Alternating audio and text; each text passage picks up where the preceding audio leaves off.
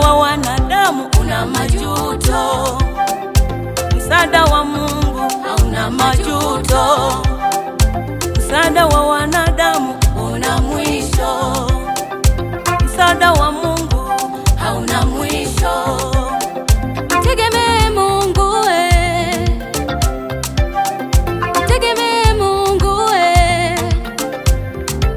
amelaniwa amtegemeaye mwanadamu kuwa kinga yake yeye mwenyewe.